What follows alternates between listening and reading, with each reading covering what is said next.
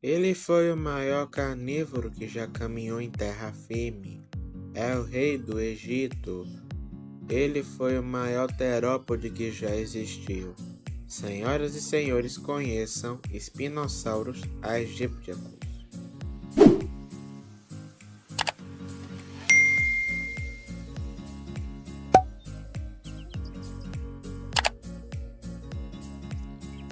O espinossauro foi descoberto no ano de 1912 pelo paleontólogo e caçador de fósseis Richard McCraft.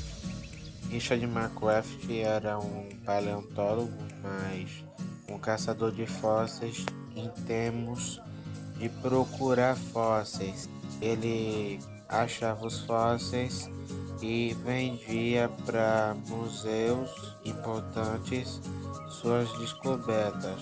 O espinossauro foi descoberto no ano de 1912 no deserto da Bahária, perto do Egito, com Marrocos.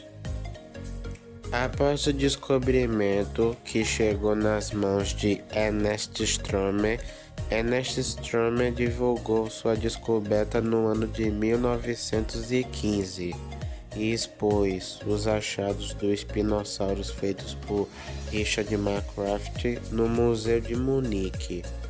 Estava tudo bem, até então o que havia sido encontrado era até bem completo.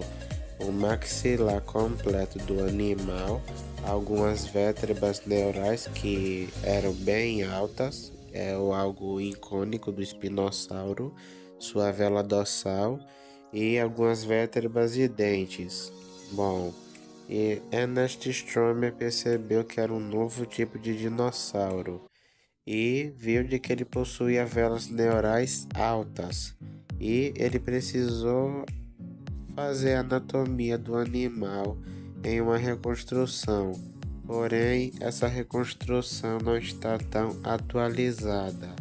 Bem, porque naquela época eles eram representados desse jeito, andando ereto e arrastando a cauda, o que a gente sabe hoje que daria uma bela dor de coluna e que sabemos que os dinossauros andavam na horizontal. Bom, porém havia outro problema, porque durante a Segunda Guerra Mundial, um avião bombardeou o Museu de Munique e o resultado é que o museu foi destruído.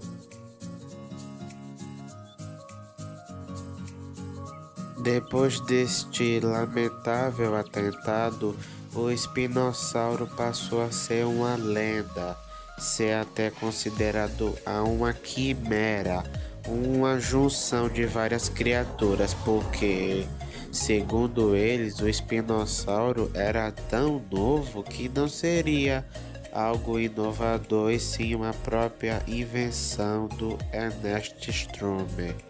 Bom, foi preciso 34 anos para novas descobertas do espinossauro serem feitas em 1974, com alguns achados de dentes e de um focinho. Inclusive, estes achados foi conferido que os dentes do espinossauro eram cônicos, claro, mas os dentes que haviam sido descobertos em 1912 foram destruídos no Museu de Munique.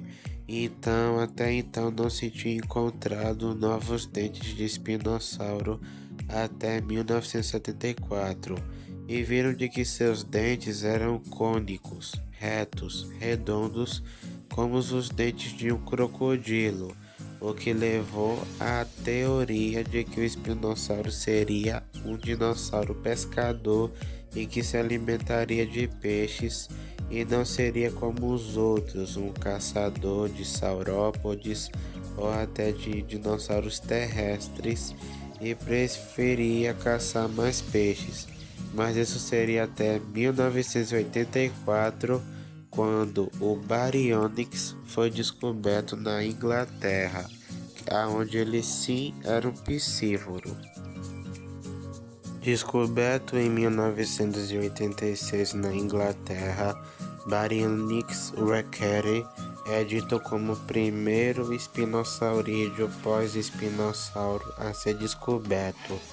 Até então, isso foi comprovado. O espinossauro sim era um pescador, e juntando com base do Baryonyx, se atribuiu de que o espinossauro também tivesse um focinho longo.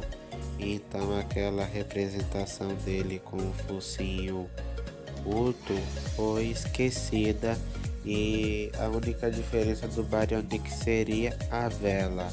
Bom, como o Baryonyx tinha achados mais completos, em especial as pernas, o espinossauro passou a ser representado com as pernas longas, e isso ficou mais concreto com o achado do Suchomimus em 1998, aonde começaram a usar o Baryonyx e o Suchomimus como base para a reconstrução do espinossauro, que foi até a reconstrução usada em Jurassic Park 3. Precisaria mais de 20 anos até que em 2014, na região do Marrocos, um novo achado fosse descoberto, apelidado de FSACKK 11888. Este neotipo, ele possuía uma grande evidência, aonde por volta de um século estávamos tentando desvendar as pernas do espinossauro. Pela primeira vez no ano de 2014, as pernas deles haviam sido descobertas por esse exemplar, aonde se conservou até sua pelvis. Podemos ver de que suas pernas são grandes perto de um ser humano, mas se formos comparar com o resto de seu corpo, podemos ver de que até os braços do espinossauro são maiores do que seus próprios pés. Então, a teoria seria de que o espinossauro não seria tão perna longa, seria perna curta. Ele teria pernas mais curtas e possivelmente ele não iria ser tão veloz e correria tão rápido.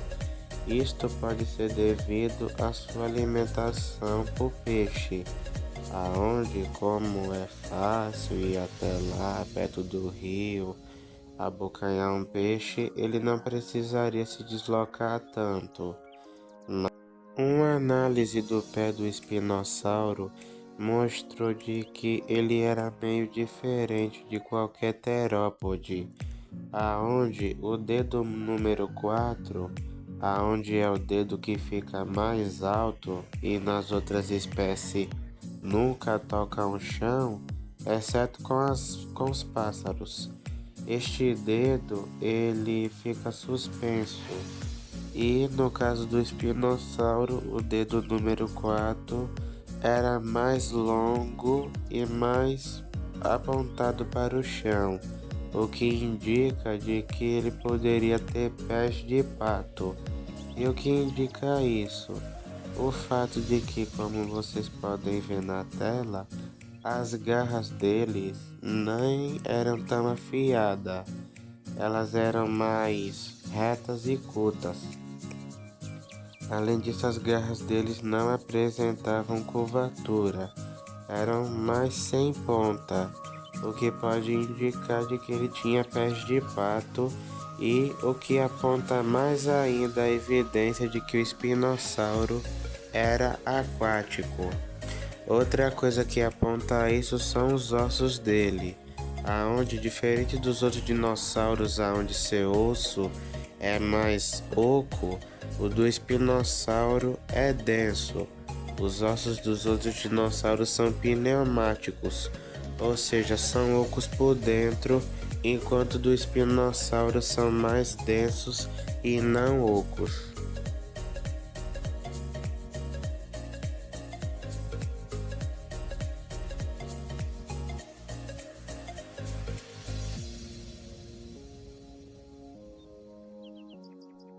Outra coisa que faz com que a teoria do espinossauro aquático seja verdadeira são estes furos no focinho do espinossauro.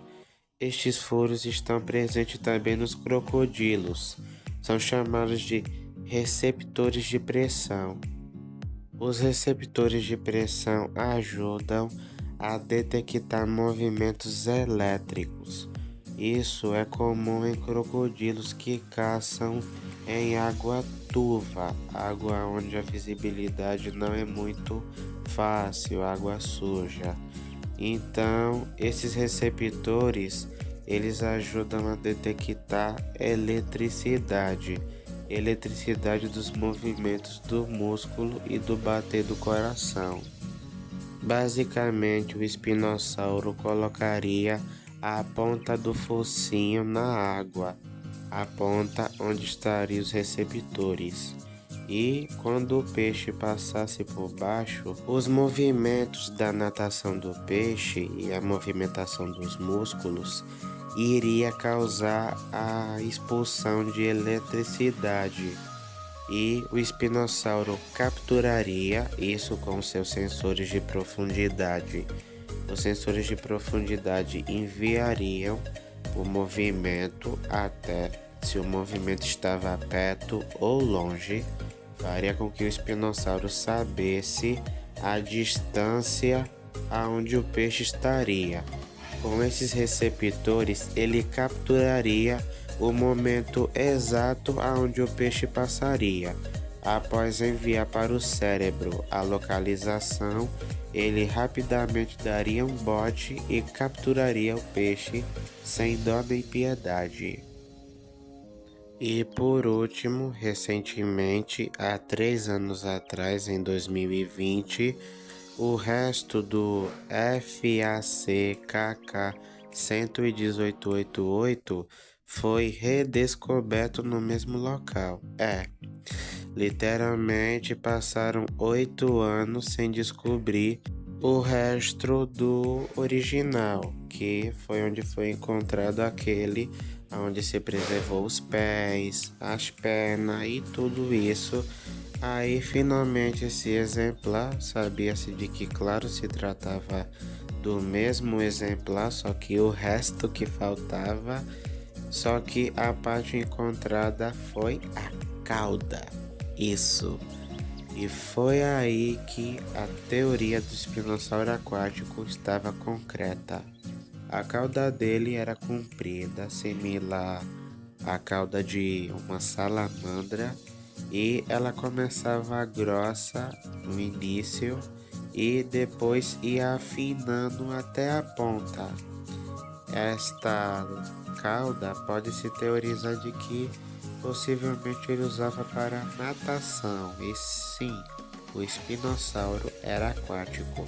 Eu não acredito na teoria de que o espinossauro não nadaria e usaria a cauda como atração de exibição. Ele usaria a cauda para exibição? Eu não acho que não, eu discordo completamente. Então vamos à recopilação.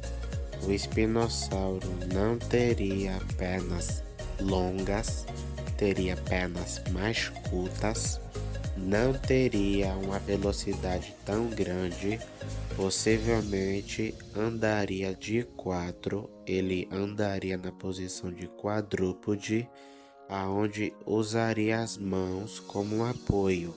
E devido à pronação de que dinossauros não conseguiam pronar as mãos, possivelmente suas mãos estavam com as palmas apontadas uma para a outra na posição de bater palma, e ele ficaria com os dedos de lado e não para frente. Sua vela dorsal, que se localizava nas costas, não seria pequena e redonda como de Jurassic Park, mas grande e quadrada. A teoria de que ele usaria a vela dorsal para regular a temperatura já não está mais aceita, porque um animal tão grande como o espinossauro geraria tanto calor suficiente e não precisaria de tanto calor assim para armazenar. A teoria mais aceita é de que ele usaria isso como uma atração sexual, aonde a fêmea escolheria o espinossauro com a vela mais grande. Bom, mas para isso haveria um dimorfismo sexual, aonde a vela da fêmea seria menor. E temos isso, o Sigiomassauro, aonde era dito como outra espécie de espinossaurídeo, agora é descrito como um sinônimo de espinossauro, e aonde se crê de que a vela do Sigiomassauro seja tão pequena porque se trata de um espinossauro fêmea, então a vela dorsal da fêmea era menor. O tamanho do espinossauro está estimado de 3 metros de altura a 4 metros de altura, contando com a vela são 6 metros, 17 metros de comprimento e um tamanho que é até maior do que o Gigantossauro, o Carcharodontosauro e o Tiranossauro, mas o Tiranossauro ele era mais largo do que o Espinossauro. O Espinossauro era mais fino do que o T-Rex. Mesmo assim, o Espinossauro ainda é maior do que o Tiranossauro. O Tiranossauro é menor do que o Espinossauro.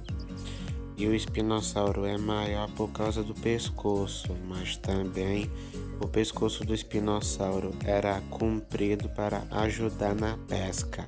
Um pescoço mais comprido para poder pegar peixe, similar a uma garça. Bom, e sobre a largura do espinossauro está aí na tela. O tiranossauro era bem mais largo e mais pesado. Então, o espinossauro teria 17 metros de comprimento, poderia pesar até 3 toneladas, teria 4 metros de altura e o tiranossauro teria uns 4 metros também. Então, em altura, o espinossauro está igualado ao tiranossauro. O tiranossauro seria mais pesado, com um peso de 8 toneladas, enquanto o espinossauro 3.